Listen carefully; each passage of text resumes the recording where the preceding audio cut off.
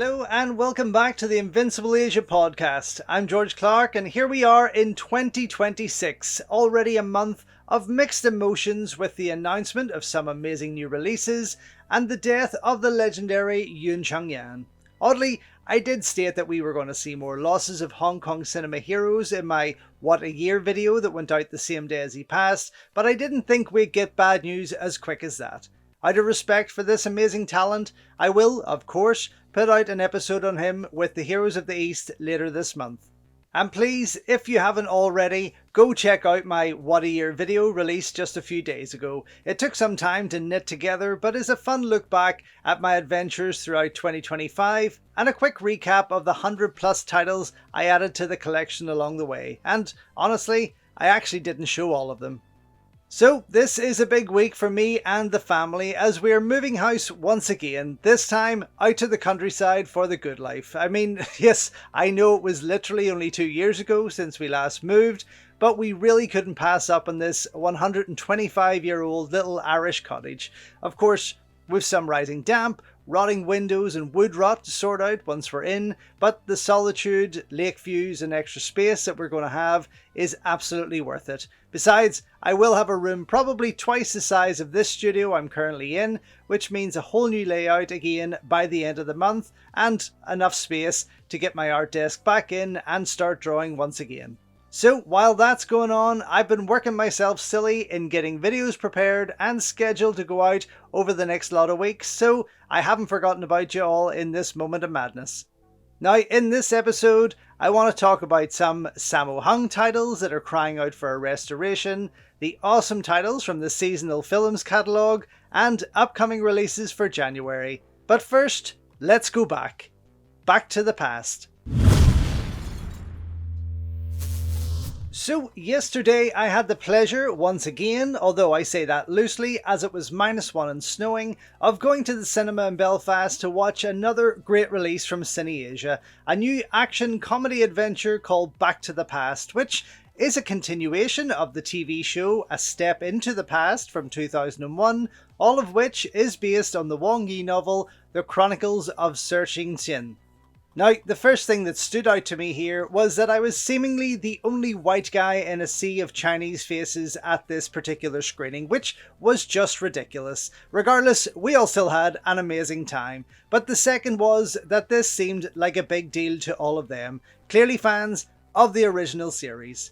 I mean, if I'm to be honest, it definitely won't be sitting as a favourite of mine, and while I thoroughly enjoyed the majority of it, I still felt like Back to the Past was missing something.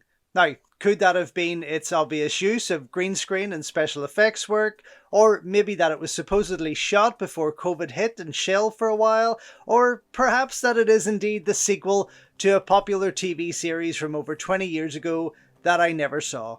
Although, to be honest, they do their best in bringing us up to date with flashbacks from the original series, which kind of worked for the most part, and which was a good thing considering that quite a few of the original cast members returned to reprise their roles from the show.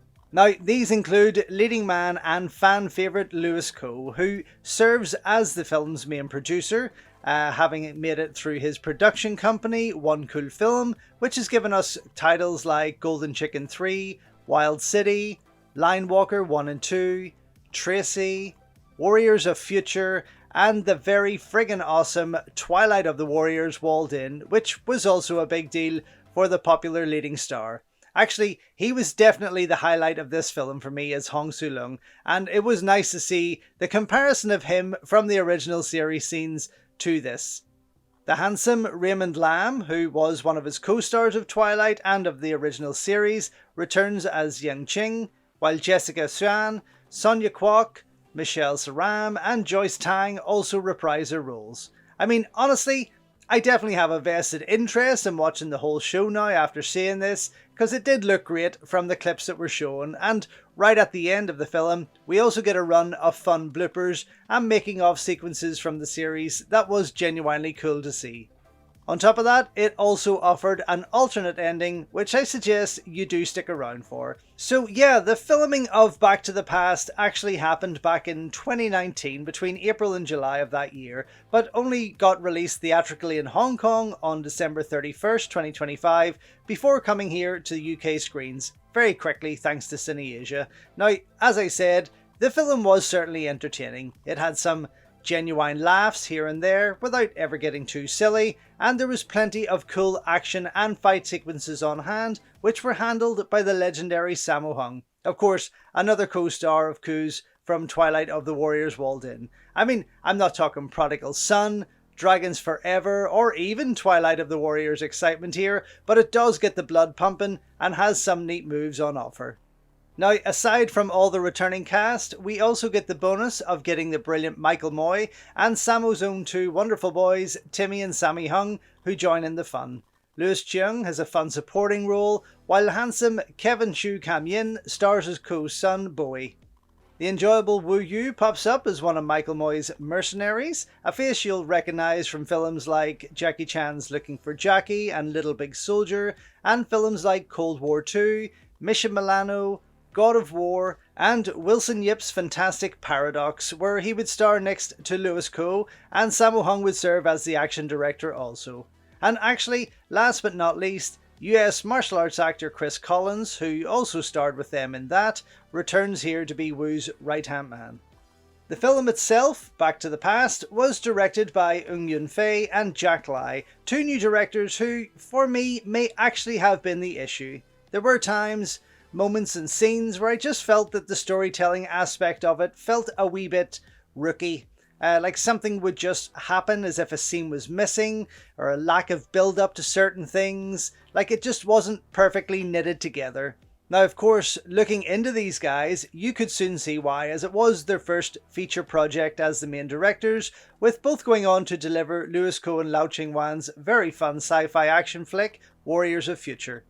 Of course, that came out in 2022, long before this, but as we now know, Back to the Past began in 2019.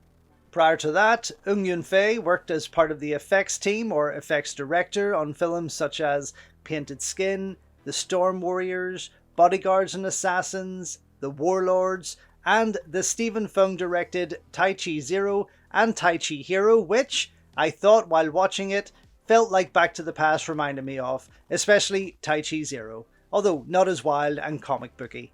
Now, the other director, Jack Lai, however, had some directing experience, having served as the first, second, or straight-up assistant director on films like Johnny To's 3, Vengeance, Life Without Principle, Blind Detective, and Drug War, as well as Soi Cheung's Accident, Monkey King 1 and 2, Motorway, and SPL 2, among many others, of course.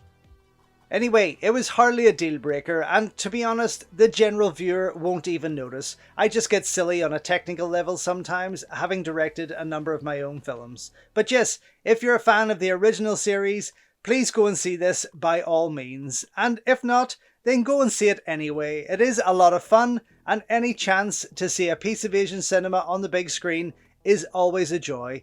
Out now in selected UK and Irish cinemas, courtesy of Cine Asia. Now, let's get seasonal. Okay, so yes, I know Christmas is over and all, but that's not what I'm talking about. I want to talk about the amazing and slightly forgotten about Seasonal Film Corporation, the indie production house founded by Ng Si-yoon in 1974, with productions such as Kidnap in Rome and Call Me Dragon, both of which starred Bruce Liang and Meng Hoi. Now, with the abundance of releases we've seen coming out from many boutique labels in the last couple of years, I think it's fair to say that we haven't actually seen a lot from the seasonal catalogue, if any, to be honest, bar, say, Snake and Eagle Shadow and Drunken Master, which both fall under the Warner label, as far as I know. Now, we have had a barrage of Golden Harvest and Shaw Brothers titles from many labels on both sides of the pond, which is fantastic. Some smaller independent kung fu and action classics from other labels jumping on the Asian cinema bandwagon, and of course are finally now getting the full catalogue of Golden Princess and Cinema City films thanks to Shout Factory, and in a roundabout way, Arrow Video, and Imprint Films. So when are we going to see something like the Shawscope editions for Ung Si-yoon's movies? I mean, I would just love for one of these companies to surprise us with the announcement and hit us up with the likes of The Secret Rivals, Dance of the Drunk Mantis, Lackey and the Lady Tiger, Legend of a Fighter, and of course, Ninja in the Dragon's Den in gorgeous new restorations. Anyway, joining me to discuss their movies is the one and only Mike Leeder. Hello, Mike. Good Welcome. evening. Good evening. Good morning. Good afternoon. Yes, so seasonal films. I've often seen you wear the seasonal films T-shirt, and many times over the years. Is that correct? It's because I've only got one T-shirt. I was going to say, yeah, it's just that one or Canon, isn't it? yeah, and they're both blue. So yes, maybe I got confused. So this is something. But yes, Seasonal Films is a company that I'm a huge fan of. Absolutely. And I think they're one of those companies that, for whatever reasons, a lot of their really cool stuff hasn't been given official Blu-ray releases and love. That's why I wanted to talk about it. There seems to be a lack of seasonal films here in the UK or anywhere really in the West, I suppose. But it's something I really hope we're going to see in the near future because we get a lot of Golden Harvest, we get a lot of shows, etc. And this sort of bunch of movies from seasonal, there's quite a few of them, but there's a lot I would really love to see cleaned up and put out there. What do you remember being your first seasonal movie? My first seasonal movie was probably Anti-Corruption. Oh, really? Which, well, I'm saying that just to be pretentious. Of course it wasn't. No, but it's an early one. It's an early one, so... I'm just saying that to be pretentious. But did that get a UK release, sorry? No. Okay. All right. Because it's about corrupt British policemen who were of really course. corrupt British policemen at the time. It was a huge scandal. So that's I brilliant. think that's one reason it never got released. But basically, no. My introduction, like most people, to seasonal films was Snake and the Eagle Shadow and Drunken Master. Yeah. A double bill on the Rank Video VHS with the Neil Adams artwork because my friend Leslie Toff said he'd rented these two Kung Fu movies and they were really cool. Yep. So me, Leslie, Paul Clifford, another friend, Asher, we bunked off. We took the afternoon off to do some independent studying of film on our own. It was a field trip. Yeah, it was, because we had to walk past a field to get to Leslie's house. And we watched them, and I always tell people, those are the two movies that really started my love for Hong Kong cinema. Wow, yeah. I used to be the guy who made fun of Kung Fu movies. Like the dubbing? Like, why, not the dubbing, but just the whole concept. I was why are you going to show the person your entire style of fighting before you fight? This makes no sense. This is all stupid. That's very true. Very true. And then I saw that double bill and I was a changed man and was like, these movies are interesting. And that Jackie Chan fellow, there's something about the cut of his jib. I like this. And you know, those are two movies I actually never ever got to see until Made in Hong Kong released them on video. I couldn't find them anywhere. So you were very lucky. See, that's one thing that I without saying, when we were lads, and the rarity of movies. But no, that's what you're trying to explain to people, that there was a thing. Like, I remember being like a member of multiple video clubs, because it'd be like, someone would tell you, oh, that video club has an uncut Shogun Assassin. Yep. Oh, I could go and join that video club just for that reason. Yeah. That's very true. And obviously when I did that, I was too young to get anything, obviously 15, 18. And I had to drag my parents or my grandparents with me to every store I wanted to go to rent these things for me or buy them if I was lucky. See, I'm from the age where, although the BBFC had been introduced, I will say it was kind of introduced with good reason. Because I remember being able to just rent horror movies and martial arts movies and everything with no question. Yeah. And then even after the BBFC came, like I used to go to Ritz Video, aka Mr. Hill's newsagent, which became a video shop. And he would rent me anything. He didn't care if it had an 18, brilliant. a 15, an X. He knew you weren't undercover. Whatever. He was like, it's £1.50. If you got £1.50, you can rent it. Yeah. Fantastic. Well, for me, the first that I knew, maybe I'm going to trip myself up here. The first I ever saw, which is the Butterfly Murders. I think it falls under the seasonal catalogue, but also is a Troy Hart movie. Yeah. That was playing, I think, Channel 4 or something like that one time, or BBC 2 maybe. And I remember... Oh, yeah, because I'd already left the UK, I think, by that time. Right, yeah. They did an original season of Hong Kong movies. This would have been early 90s. Very early 90s. Yeah, so by that time I was already here. Yeah. Which, as I said, was a big wake-up call when I arrived and realised there was no collector's market in Hong Kong. There was no sell-through. Yeah. So I would be contacting my parents and going, Mum, Dad, I love you, I miss you. Can you send me some of my old country movies? Well, I would think that was one of the first. Then I was going to say the first one I really owned was The Secret Rivals, which was... What, did you have the Tamo video version? I did. That really shit quality. It was awful. Crystal Access! With the with the blurry photos on the front and the back. Oh my God, they were dreadful. I picked up that for £3, along with The Fighting of Shaolin Monks, both on the Tamo video. Nice. But that was my first... If you're listening, Chris, I miss you. Yeah. That was I still have it today, actually. But I loved that video and I loved the movie. But then it occurred to me later on in life that No Retreat, No Surrender, etc. were part of that same catalogue. Oh, no, what? As we were saying before we started recording, the funny thing is, in Asia, Xian is regarded as an A-list producer. So, like, No Retreat, No Surrender came out, but kind of Xian downplayed its international success. Maybe to protect the market for himself, or sure. Maybe he felt it wasn't of the same quality as his Asian movies.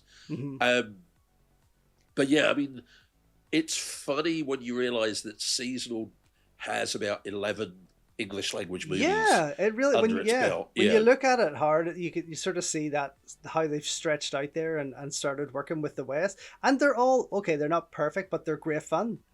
Oh no, exactly, and that's the thing that it's like No Retreat, No Surrender. I love that movie. I mean, this is a movie where Van Damme's character is called both Ivan and Yuri in the movie, and it is credited as somebody else in the end credits. He's got a different name in the end credits. Oh my goodness. And anyone who can make a movie where the trailer says, from the creators of Jackie Chan. That's hilarious. And I remember my father was watching it and he looked over his newspaper and went, what, his mother and father? Yeah. Fantastic. So yeah. Oh, but yeah, wow. no, seasonal, yeah, I think it was Snake and Eagle Shadow and Drunken Master for me was my big intro. And then I don't think I saw Butterfly Murders until I'd come to Hong Kong. I really enjoyed that. I think probably the next one I saw was probably Secret Rivals. Yes. Now that is a great movie. And again, that's one... I was speaking when I met up with Wang Zhongli. Obviously, we spoke a lot about that, and he really loved it. And then Lee Mason was telling me about locations around Korea where it was shot, and I was really hoping to get to those, but I didn't. But that is a movie I would absolutely love to see put out there on Blu-ray. It's incredible. Well, as I said, the funny thing is, back in the day, back in the olden days, the streets were paved with gold. Originally, when the streets were paved with gold, Hong Kong Legends had Secret Rivals 1 and 2. Wow, okay. They had Lackey and the Lady Tiger. Oh, see, there's another great movie. Wow. And the lost Wong Jun Lee interview I did, where myself and the late, great Lynn Haynes had tracked down Wong Jun Lee in the most ridiculous way possible. Okay. There were all the stories of, Wong Jun Lee is in exile. Oh, he's turned his back on society. He lives on a mysterious island, etc. So myself and the late great Lynn Haynes were trying to find Wong Jun Lee. And then one night I was out and about and I bumped into a friend of mine Jenny, who's a Korean air stewardess. Mm-hmm. And she introduces me to a friend of hers and goes, "This is my friend Jason Wang." Mm-hmm. And I was very drunk and I went, "Jason Wang? Like what, your dad's Wang Jianli?" And he went, "Yeah." And I just went, "Oh, really?" This guy's a good laugh. Let me buy him a drink. And about a week later, Lynn Haynes goes to me, "Mate, I've been in contact with Wang Jianli's son." Mm-hmm. And he said, like, he's up for chatting about doing an interview. Oh, wow. So he gives me this number and I call him. I'm like, "Hi, is that Jason Wang?" And he's like, "Yeah." And I go, "Hi, this is Mike Leeder." He's like, "Oh, hey, Mike, how's it going?" Oh, brilliant. And we're chatting and I'm like, "Wait a minute. You really are Wang Jianli's son?" And he's like, "Yeah, I thought you knew." I was like, "No, dude, I was just, it'd be like if you said you were Dave Lee." And I went, "Oh, your dad's Bruce Lee." That is hilarious. Very good. So we arranged everything, and this is back in the days of Digi-Betacam and heavy cameras and everything. Yep. So myself, cameraman Henry Chung from Hong Kong, Mm-hmm. we traveled to Seoul. Then we met our translator, Mr. Han, Mm-hmm. and a camera assistant. And we then flew to Jeju Island, Oh, yes. which is this place. And we landed, and I went, "I guess there's a lot of bollocks about Wang Jianli being in hiding," because at the airport was a huge sign saying, "Master Wang Jianli's Flying Eagle Taekwondo and Hapkido Academy." Oh, for goodness sake. And it's quite a popular island as well, Exactly. you know. So. Exactly. Yeah. And then we went and shot the interview with him the next day, Very good. and we shot for 10 hours. Wow. And we got 10 hours of incredible stuff. What's funny is at the very beginning, he was a little bit like Wang Jianli. Mm-hmm. And I was like, "Oh, Mr. Wang, I met you when I first came to Hong Kong. I don't know if you remember me. I bumped into you in the post office." And I was like, "Oh, my God, you're Wang Jianli." And he was like, "I do not remember." And I was like, "Okay." And I was like, "Oh, and I'm a friend of Roy Horan." He's like, "Oh, you know Roy?" I went, "Yeah, and I know this guy and that guy." And then as soon as I went, "Okay, let's begin the interview. So you were born in Japan, right?" He was like, "Oh, my God, you know everything." You know everything. Yeah, good. And then we did this incredible interview, including talking about him killing the guy in Vietnam and talking about all kinds of stuff. Wow. My goodness. And Hong Kong Legends needed the interview FedEx to them from Korea because they were going to release a Snake in the Eagle Shadow Drunken Master box set. Oh, for goodness sake. And they needed the footage. So I always get people going, "Oh, why didn't you back it up?" And I went, "Guys, it was 12 Digi-Betacam tapes." Yeah, right. And they needed them the night we finished the interview. Oh, for goodness So sake. I didn't have time.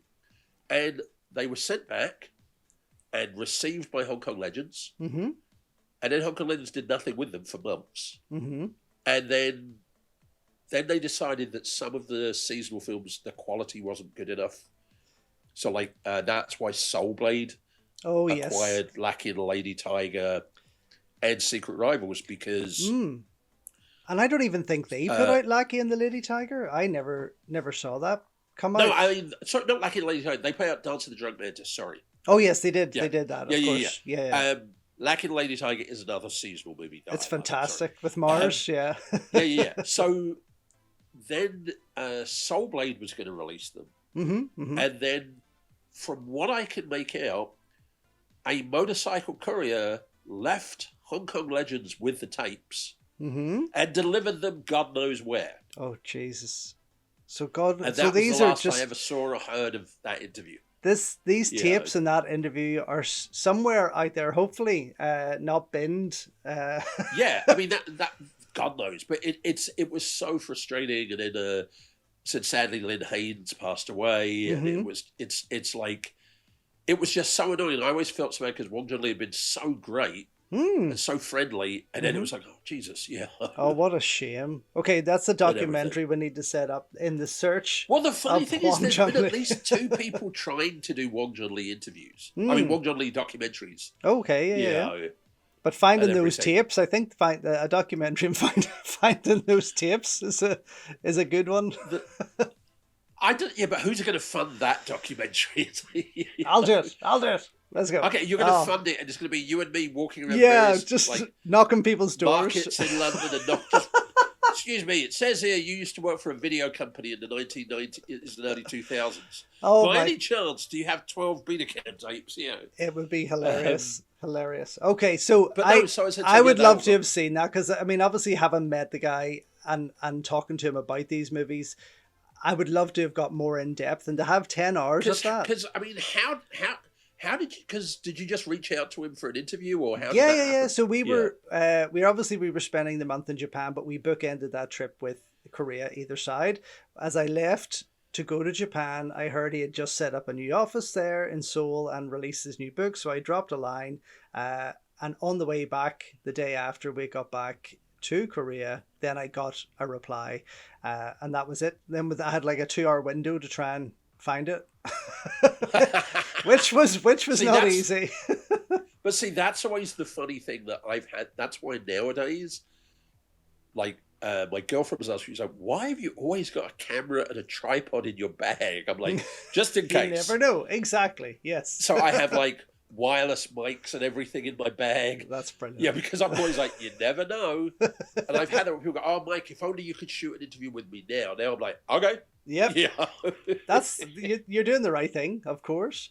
So, in terms of other movies from seasonal, and funny, the Wong Jung Lee ones I wanted to discuss apart from the Secret Rivals Part 1 and 2, was the likes of Dance of the Drunken Mantis, Two Fists Against Dance the of the Law. Drunk Mantis was originally Drunken Master 2. Right, Okay, that's what I figured. Yeah. Yeah. And it's a great movie. I think there's a lot of fun to be had with it. Oh no, it's so much fun, and even seeing like the fact that you've got the late great Corey Yun showing off his flexibility and fighting. You've got Eagle Yun, God bless. You're doing stuff. You got Yuo Ping and Simon Yun. It's so much fun. I really like the Soul Blade release, and I wish more people had seen it. I wish Soul Blade had got to release more of the movies. Yes, absolutely. No, it was a great DVD, and I do go back to it quite often. Two Fists Against the Law, that's a bit of a rarity. With Alan Seal. Yep. Yeah. And it's not awesome one guy who I met in Korea with Casanova Wong. Oh, right, and okay. I was like, holy shit. Yeah. Very good. Casanova Wong was like, "Mate, come for dinner. My friend is here." I was like, okay. And there's a few familiar faces. Yeah, no, he's brilliant. But there is a few familiar faces in that, from what I can remember. The likes of Melvin Wong is there. Melvin Wong's in it, yeah. Chung Fat, I think, is in there. So there's quite Chung Fat's in every movie Well, ever he made. is, isn't he, really? It's like he just walks past the set and he's pulled in. But yeah, it's a movie, again, I think, when I saw it years and years and years ago, it was very, very rough. You know, when you used to get these bootleg videos from the back of Impact magazine, from the ads? I think it was one. Impact did not condone any of that. They did not condone it, but they certainly helped my collection grow. But yeah, I think it was one I got, and it was a very bad, maybe third or fourth generation copy of the video. What was funny is when I really started to go that, hang on, there's a lot of dodginess in the piracy and everything. Is during the filming of Drunken Master 2, I found a video shop in Hong Kong, and it had Secret Rivals, Lackey and the Lady Tiger, and all that. And I bought them, and they were beautiful letterboxed prints. Wow. And I was like, this is fantastic. And then about a year later, VCD appeared. Yep. And I remember picking up the VCD of Secret Rivals, and it was full screen and grainy and messed up. And I was like, wait a minute. Yeah. I was like, nobody knows which masters there are and who's got the master. That's it, yeah. But it's just crazy. And that I think is one of the problems. Like, I remember when Celestial first started releasing the Shaw Brothers catalogue, there was nobody at Celestial who'd really seen the movies as much as all of us had. Yes. So they didn't realise they were releasing a shorter version of Chinatown Kid, etc. Because you have to remember, at that time, the Shaw Brothers movies had never been released on video in Hong Kong. Of course, they were more so internationally. So, like, with the seasonal stuff, there was a lot of it around, but like I picked up over the years like laser discs of a lot of them, but I think they did better internationally and outside of Hong Kong than they probably did in Hong Kong at the time. Yeah. So it's that weird thing of certain labels and certain genres. Like, it's like the Bruceploitation Bruceploitation is almost like porn. Yes, yeah. There's been a hell of a lot of movies, but everybody claims, "Oh, I don't know anything about this." Yeah, right. Yeah. Did we never? But you're in 50 of them. Yeah, I don't know anything about this. That's hilarious. But no, I think I think probably it was Snake in the Eagle Shadow, Drunken Master, But then probably Dance of the Drunk Mantis, Lacking Lady Tiger, Legend of a Fighter. Death Ring. Oh, yes. A Ring of Death. Legend of a Fighter. Legend of a Fighter, for me, I have to say, is perhaps like up there with some of the finest. I think it just isn't. I mean, in terms of story and all, it's not original. One of my favorite memories of Legend of a Fighter is when we were filming Fearless, which is, of course, telling a similar story about Hoya and everything. We're having a meeting and Ronnie Yu comes in one morning. Ronnie goes, "Okay, I've got this. I've thought of the perfect English title for the movie. The English name of the movie is going to be, drum roll please, Legend of a Fighter." And everybody's like, "Whoa, yeah, that's really good." And I'm like, hand in the air. Yeah. What, Mike? I'm like, "There's already a movie called Legend of a Fighter." "There is?" Oh my gosh. "What's it about?" And I'm like, "It's about Hoy and Jer." And it was directed by Yumul Ping. And Yumul Ping's like, "Oh, is that the English name of that movie?" "Oh, okay." Yeah. Oh, he didn't even get it. Oh my goodness. No. Wow. That's hilarious. But it is an incredible movie. Well, you have to remember, a lot of Hong Kong movies, the English titles often have very little to do with the Chinese version. They're not literal translation as such. And often as well, like, people have gone, "Really? Like, I have no idea what that title means," or whatever. Yeah. And the funny thing is how sometimes it works. Like, Dirty Ho, the classic Shaw Brothers movie. Yes, I know. You haven't lived till you fought Dirty Ho. Exactly. And then you're dead. Yeah, the real title is like The 11th Prince or something. And it's just like, really? Yeah, but Dirty Ho just has stuck. Dirty I know, Ho right? sounds so good. It's a classic. Well, one title that does make sense and does stick out is Ninja in the Dragon's Den. Ninja in the Dragon's Den. I love that movie. I think it's just one of the finest. Listen to me, children, and I'll tell you the legend of the ninja. Woo! What a classic song. Oh, my God. Exactly. I mean, come on, you got Conan Lee, a.k.a. Roy Hutchinson. Yep. And the great Hiroyuki Sanada. Don't call him Duke. Don't call him Duke. He decided don't call him Duke. He was now Hiroyuki Sanada. What happened to Henry? Sometimes Henry's. Yeah. I remember meeting him and he was called Henry, and then when I met him again, he was back to Hiroyuki. So okay, fair enough. I think he was one of those guys who realised I don't really need to have an anglicised. No, I think he's done all right. Let's be honest, he's done all right. Yeah. So. But yeah, Ninja in the Dragon's Den. I love that movie. And another with Wang Zhongli, of course. Of course. And I mean, and what's funny is there's a Korean version of Ninja in the Dragon's Den that doesn't have Henry Sanada in it. Wow. Which is, of course, owned by the Wu-Tang channel. And is on their channel. But yeah, no, Ninja in the Dragon's Den. That movie is so good on so many levels. I mean, absolutely. The opening credits are cool. The stilt fight is incredible, isn't it? Yeah. And then the epic finale is just first you got Conan and Hiroyuki throwing down Game of Death style in the pagoda. Yeah, that's amazing. And then they go out and fight the monk and Wang Zhongli and everything. I think it's a hilarious role for Wang Zhongli. It's quite a comic take. Yeah, and of course the downfall of any man. Boobies. Yeah, that's what it is. It's like, that's what happened to me. Exactly. I'm like, yep, that's where it all went wrong for me. Yeah. I got distracted by some boobies, and the next thing I knew, oh my God, where did the years go? But it was an awesome movie, and the movie that made Conan Lee into a star. Okay, the funny thing is because you got to understand is Ng Si-yun had begun his career like a lot of people. He was at Shaw Brothers. Then he set up his own company. And then he was one of the guys who was trying to sign Bruce Lee back in the day. Oh, very cool. But Golden Harvest came in with a better deal. Yep. And then, of course, he made, Snake in the Eagle Shadow and Drunken Master and made a star out of Jackie Chan. But Jackie wasn't under contract to him. Yes. Although, in an alternate universe, it was Alexander Fusheng. That's right. Because Shaw's hadn't asked for so much money. Alexander Fusheng would have done Snake in the Eagle Shadow and Drunken Master. Can you imagine? So one of the things Seasonal had always been looking for was looking for people they could have as contract players. Mm-hmm. Like Mars was a contract player for them. Mm-hmm.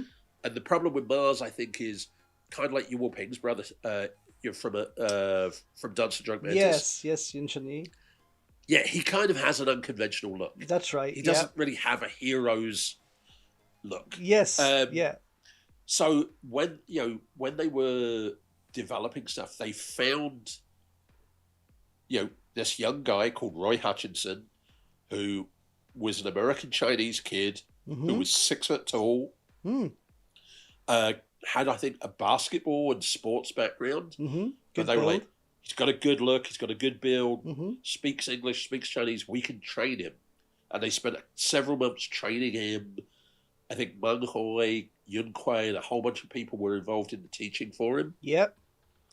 And then he got this incredible break with, Ninja and the Dragon's Den, and then sadly, for reasons we won't go into, him and Xian had a falling out and parted ways. What a shame. And then a couple of years later, he got his comeback with Tiger on the Beat. Yeah. And the same thing happened again. Oh, yeah.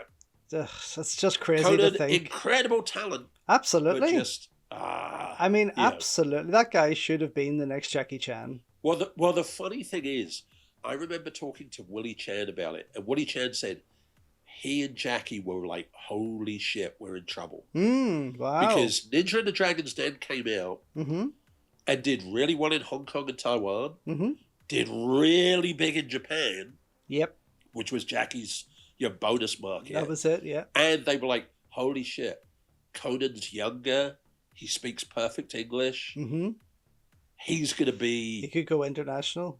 Yeah.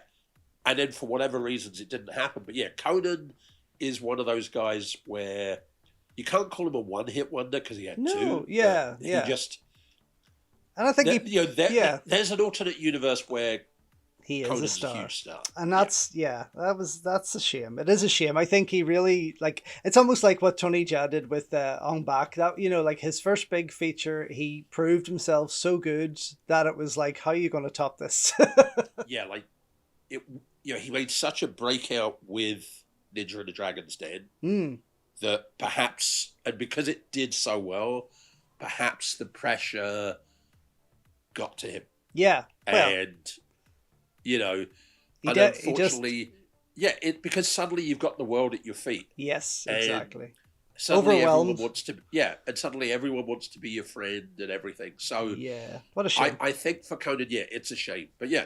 But through, if you actually look through Seasonal's filmography as such, you see a lot of stars that not so much would have went the same way, but they kind of come and go. There was only a few, let's say, that really continued to become bigger stars. Well, Cynthia Rothrock was actually signed to a 3-picture deal with Seasonal. Right, okay. But then they lent her out for Yes, Madam, and they lent her out for something else, and then they did No Retreat, No Surrender 2 with her. Okay. So it's a weird thing. I mean, like, if Hung Seon likes you, he likes you. Like, Roy Haran spent the Russian priest from Sengjiang. He spent several years working with Seasonal as head of distribution. I have to jump in there because Wang Zhongli did a reenactment of his scene where he's like screaming, like "Holy Jesus Christ" and stuff. And it was one of the funniest things I've ever seen. To see Wang reenact Roy, but he thought it was hilarious. But yes, Roy Haran. Roy, God bless him. I miss Roy. Was just such a good dude. Like, Roy was someone who was a very good friend of mine from when I first arrived in Hong Kong, and right up until his passing. And it was just such a sudden thing because we just shot an interview with him. That's right. He had been telling me I got to take care of myself and my health and everything, and everything. It was really a shock when he passed away. Yeah, it is damn shame. For sure.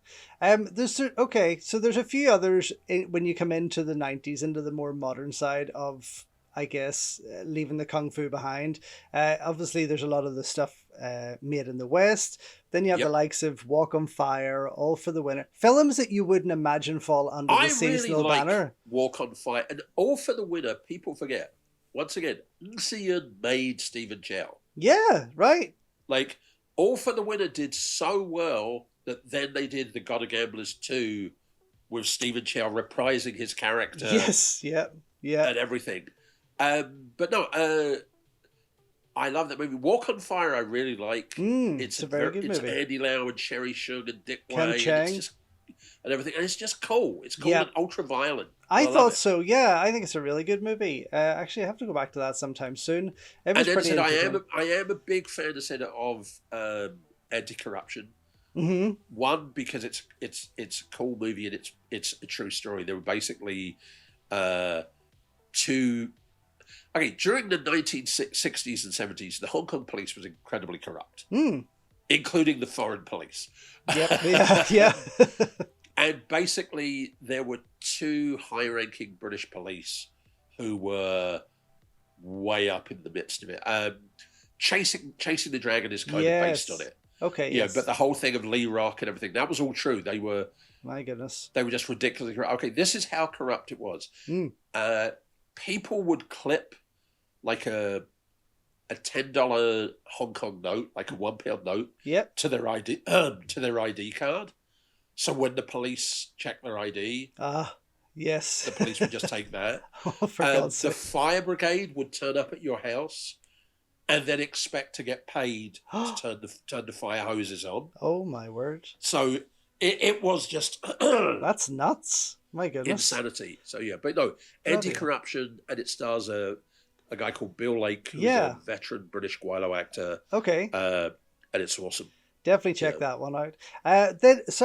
Earlier, jumping back earlier, he, of course, worked with Choi Harkised on Butterfly Murders, but also on the fantastic We're Going to Eat You, which I really enjoyed. Yeah, it's a lot of fun. I was worried you were going to say Green Snake, and then that's what I was kind of jumping to. Then, in obviously the early 90s where it was, he did Dragon Inn and Green Snake.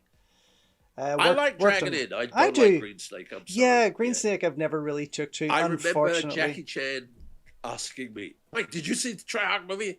What the fuck?" Because I think the story is great, but the special effects were ready. So bad. And I think Maggie Cheung and Joey Wong are incredible in it. I think Juman Jerk's good. I think the Taiwanese actor Wu Xingguo is very good, but it's one of those movies that suffers because of the special effects. Yeah. I think definitely. I think you're right there. It just wasn't the right time for it. But, you know, who knows? If it's ever cleaned up, maybe that. But I love the soundtrack. I'm a big fan of the soundtrack.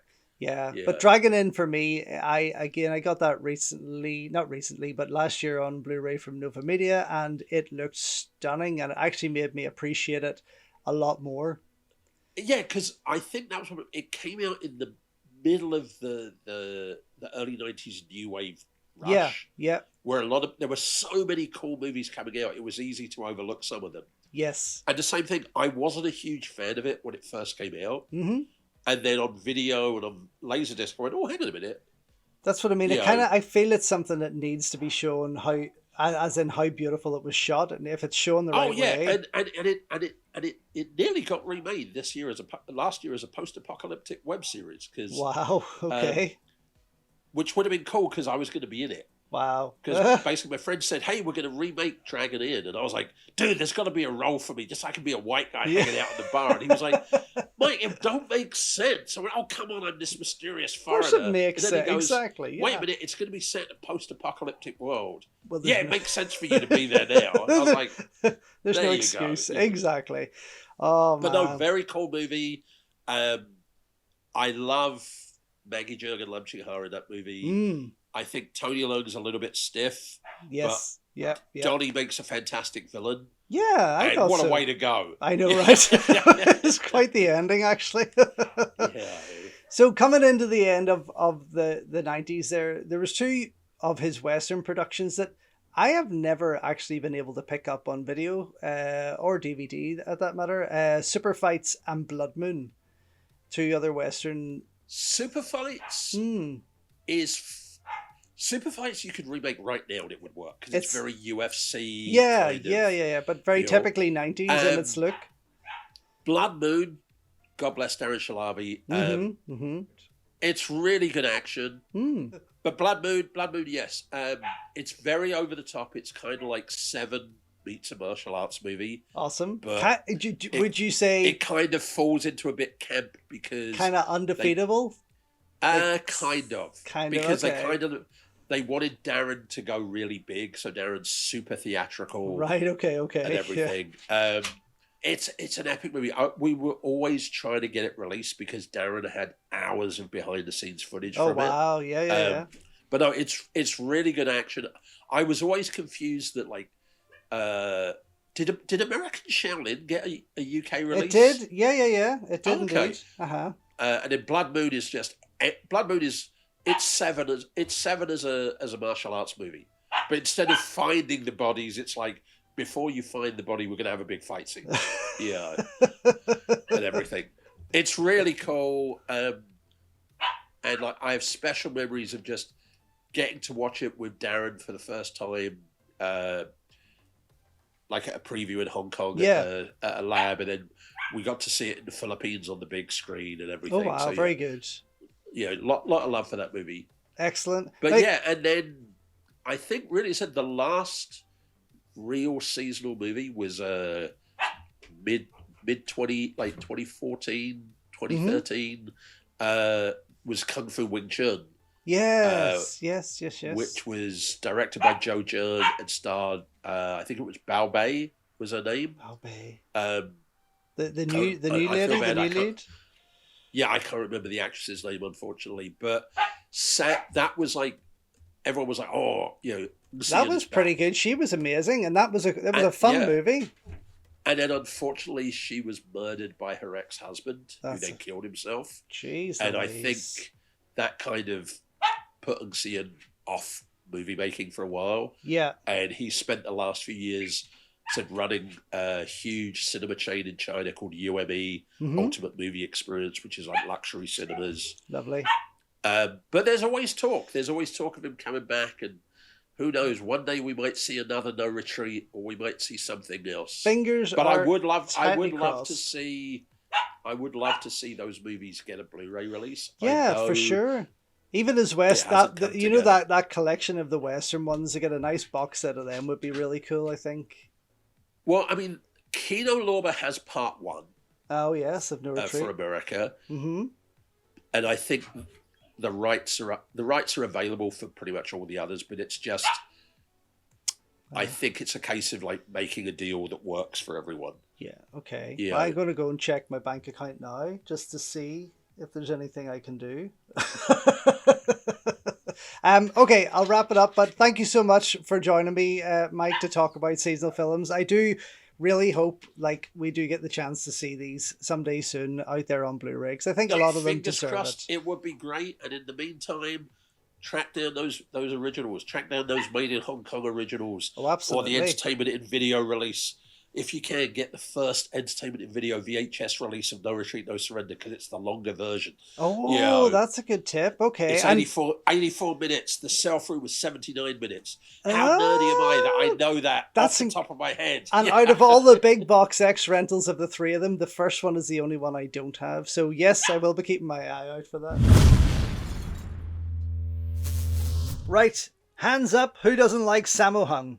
No one? Good. That's the right answer. Because now I want to talk about a handful of his horror or ghostly themed movies that really deserve to be restored and released on Blu-ray. Now, naturally, this list could in fact be absolutely massive, but I really wanted to narrow it down and talk about a select bunch, say 5 in all, and maybe in my next podcast, I'll focus on a few others. Also, I'm not talking about putting these out there as sets like the last 2 Sammo Hung collections from Eureka Video, but as honest-to-God deluxe edition single releases as is deserved.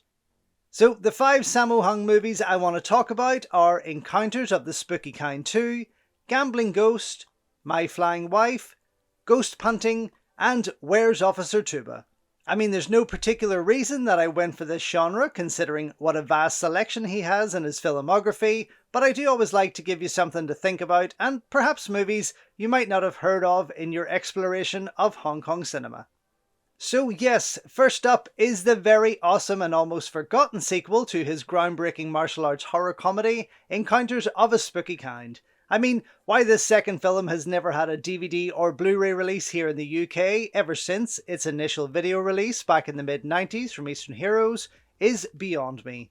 I mean, it's just fantastic. Made in 1990, which was a crazy friggin' year for Sammo, that saw him appear in no less than 8 films that year, such as The Fortune Code, Shanghai Shanghai, She Shoots Straight, Skinny Tiger Fatty Dragon, Pantyhose Hero, License to Steal, and Island of Fire. Now, keep in mind, this isn't including the fact that he directed one of those, produced 4, and worked as a choreographer also. Bloody hell. So yes, a busy year indeed. But anyway, Encounters of a Spooky Kind 2, or Spooky Encounters as it was released by Eastern Heroes, starred the big man who also produced and choreographed the slick, amazing kung fu action throughout it. But it is, as far as I can remember and made out, pretty much unrelated to the first film in terms of story and characters. So, apart from Sammo returning, we also have Lam Chin-ying, this time playing Sammo's master and not a police inspector out to get him. Mimi Kung stars in what was only her second role at the time, while Sammo Hung film regular and longtime friend Mung Hoi co-stars. Of course, both of them have since passed, as has the brilliant Teddy Yip, who also plays a fun part. Of course, Teddy is a face known to many and was the director of classics such as The Blade Spares None, The Black Tavern, Sleeping Fist, and Thundering Mantis. In fact, Teddy actually doubles up duties as the planner on this production, and a few of the others on the list also. The Great Wong Ha, another Sammo Hung film regular, stars as the Black Magic Priest, while action powerhouse Colin Chow, aka Nai Zing, stars in a scene-stealing performance as one of his fast-fighting stake men. The fight between him and Sammo is a particular standout moment of the film, and overall, this is a hugely enjoyable piece. And it's not really a case of it being better or worse than the first, but just as enjoyable. The film is directed by Ricky Lau, director of the famed Sammo Hung produced Mr. Vampire series, which is cool as Lam Chin-ying kinda plays a similar character here, but he also handled classics like Sammo's own Two Toothless Tigers and Ghost Hunting, Moon Lee's brilliant Nocturnal Demon, and Yuen Biao's underrated flick The Hunted Hunter. Anyway, there's a lot of fun to be had here, plenty of spooky shenanigans, hilarious comedy, and tons of top-notch fight action. This is one I could definitely see 88 Films putting out there with a gorgeous cover by Sean Longmore, although if Eureka did it to accompany their earlier release of the first one, I'd still be quite happy.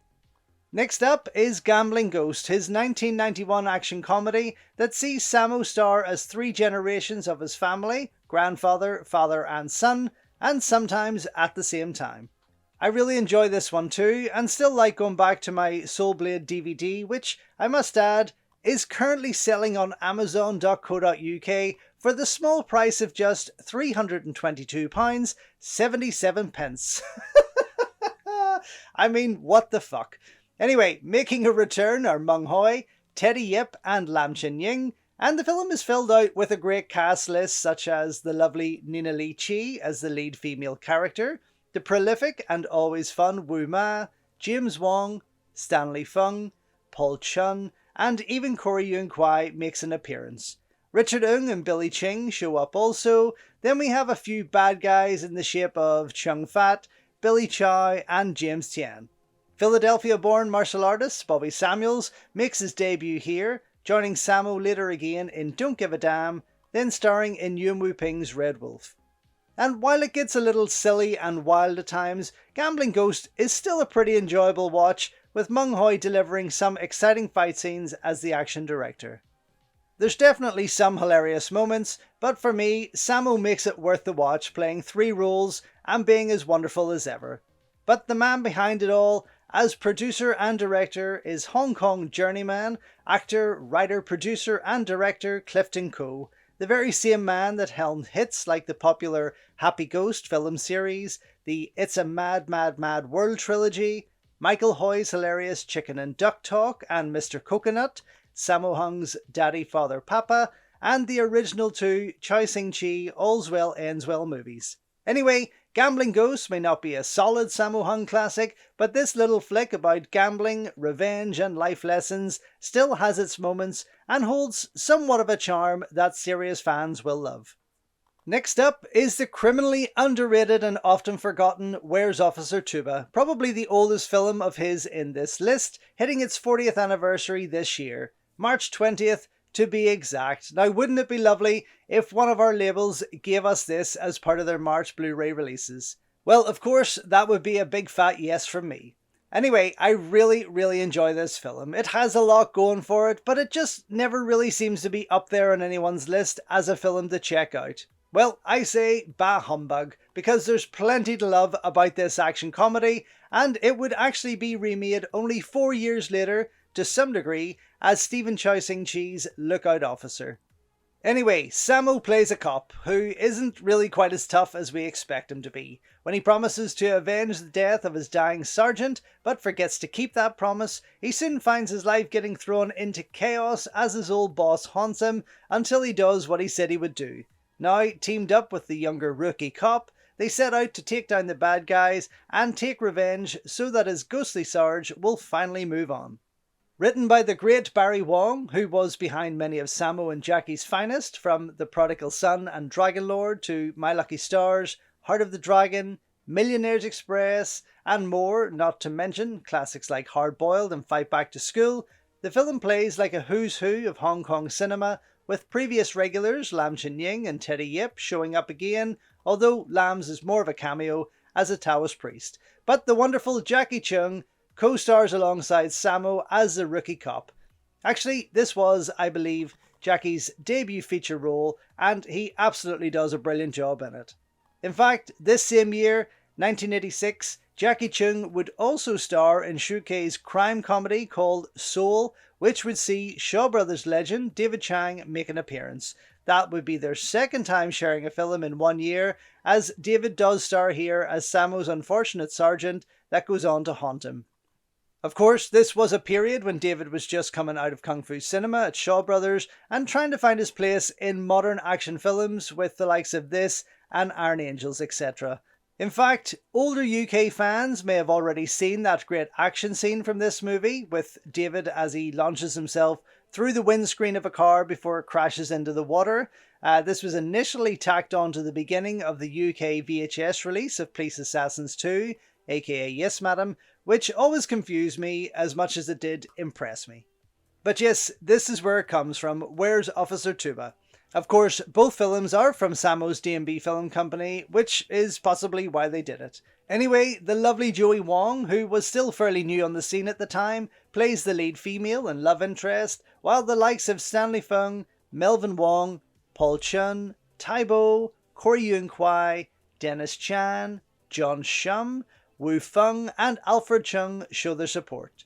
The usual lot of Sammo Hung's guys are on hand as background players or bad guys, and then we get the amazing Huang Zhongli, Yun Hua and Chang Yi kicking ass as the main bad guys of the piece. And kick ass they do, as Sammo and his stunt team handle the very enjoyable action moments. Next to that, I have Ghost Punting, an underrated sequel of the Lucky Stars series, which I've always really enjoyed. And yes, did manage to pick up on Blu-ray from Germany under the title of Hong Kong Power Man, and it looked amazing. So why, oh why can't we have this fantastic wee piece released here in the UK? I mean, we already had a gorgeous Blu-ray release of the first 3 movies, courtesy of Eureka Video, so isn't it time we had the rest? Or even this one on its own. Made in 1992 and directed by Sammo himself, Corey Yuen Kwai, Eric Chang and Ricky Lau, the film stars Sammo and the usual gang, with the addition of the hilarious Nat Chan and the ass-kicking Elaine Loy. Of course, more silly and perverted antics are to be expected with this group of man-children, and yes, there is the addition of ghosts possessing and avenging their death, but it does have some genuine laughs and some really knockout fight scenes, especially its powerful and extensive grand finale. I mean, out of all the Lucky Stars sequels that followed after Twinkle Twinkle Lucky Stars, this is definitely one of the strongest, and I really hope, considering that it did get a German Blu-ray release, that we do see it here in the UK someday soon. And finally, a wee bit of a wild card here, and one that I initially got alongside Ghost Hunting way back in the mid to late 1990s on a bootleg video from an ad in Impact magazine, and that is the very underseen but enjoyable My Flying Wife from 1991. Directed by Oh Sing-poi, the same man behind the 1987 Golden Swallow remake with Cherry Chung and Anthony Wong, and the fantastic Joey Wong thriller An Eye for an Eye that did have a fantastic Blu-ray release courtesy of Vinegar Syndrome not too long ago, My Flying Wife is somewhat of a different kettle of fish for Sammo in relation to any of the other films on my list, but I quite enjoy it. In a nutshell, it tells the story of a woman in debt to loan shark Sammo Hung, who tries to commit suicide in order to escape him. Expecting her in the afterlife, two ghosts are waiting to take her soul and pop her reincarnation cherry so that one of them can return to the land of the living. But at the last moment, she is stopped from killing herself by one of Sammo's gang members who can see ghosts. Naturally, the ghosts in waiting get pissed off and start haunting the man and in turn Sammo's gang. Of course, Sammo does what he can to protect his men, and then things get a little crazy. I mean, really, there's quite a bit to enjoy here in this underrated little flick. From what I can remember, since my bootleg tape is long gone, it was very nicely shot, thanks to legendary director Herman Yao being the cinematographer. I do remember some cool underworld special effects and enough tight action to keep me happy, courtesy of Jackie Chan's stunt team member and director of Queen's High, Chris Lee Kinsang. Of course, there's a great cast on offer too, with Sammo, of course, Roy Chung, Fenny Yun, Tommy Wong and Xing Fu-on. The great William Ho is in there, with James Ha and Victor Wong also. So yeah, not a favourite of many, but it definitely has some unique things about it, and is a lot of fun. Personally, I'd love to see it put out on Blu-ray and get a whole new loving audience because of it. So there we have it, 5 horror-themed Sammo Hung movies I hope we will see someday soon on Blu-ray here in the UK. And finally, the last thing I have to mention is the new releases coming out in the month ahead. From Radiance, we have the awesome Japanese classic Blood of Revenge, a movie I recently reviewed on the Invincible Asia website, and one you should definitely consider picking up. From Eureka Video, we have a Kiyoshi Kurosawa double bill with Cloud and Charisma, again a release I highly recommend. If you enjoyed Eureka's release of his film Cure, you're gonna love this. They'll also be releasing Gordon Chan's fantastic King of Beggars, starring the great Stephen Chow Sing-chi, late Yoon Chung-yan, Charlotte Chung-man, and hilarious Eun Man-tat, among others. Again, check out my review on the site, and my unboxing videos for all will be coming soon. From Idiot Films, we get a re-release of Yuen Biao's awesome action thriller On the Run, featuring brand new artwork by Sean Longmore. If you missed their initial release of this Alfred Chung directed classic, then I highly recommend you grab this one. But they will also be releasing 2 more films this month, both Shaw Brothers classics, the first of which is the fabulous and hyperkinetic Secret Service of the Imperial Court, starring the great Leung Gar-yan and directed by the brilliant Tony Liu. I mean, this is a must. I actually just got it on Blu-ray as part of the Shout Factory Shaw Brothers Classics Volume 8 box set, and I loved it. The other release from Idiot Films is The Delightful Forest, the Ti-Lung classic from directors Chang Che and Pao Shu Li, which features some fantastic fight scenes from the legendary Lau Gar-leung, Lau Gar-wing, Tong Gai and Chan Chun. And from Vinegar Syndrome, we are finally getting the second volume of their Made in Hong Kong sets, which is kind of annoying because in my upcoming unboxing video of their Shaw Scares collection, I mentioned how we still haven't got the second one, and may never will. Still, I'm very excited for it, as it gives us more stunning artwork from Sean Longmore and Blu-ray restorations of Jackie Chung's fantastic Best of the Best, Lau Ching-wan's Final Justice, and Alan Tang's New York Chinatown. I mean, I really can't wait. From Shout Factory, we get the next 2 titles of their Hong Kong Cinema Classics range, both of which are from Golden Princess and John Woo. They are the epic Bullet in the Head and very fun One's a Thief, which I'm very much looking forward to. And I think that's pretty much it, so bring on the bankruptcy. Anyway, if you've made it this far, then thank you for listening. I hope you enjoyed it. And a big thank you to my special guest and good friend Mike Leeder in joining me to talk about seasonal films. Until next time though, enjoy your Kung Fu, and I'll see you soon. So, thank you once again for watching another video here on Invincible Asia. To show your continued support, don't forget to subscribe to the channel, head over to my new merch store, or buy me a coffee via the link in the description below. Until next time, enjoy your Kung Fu, and I'll see you soon.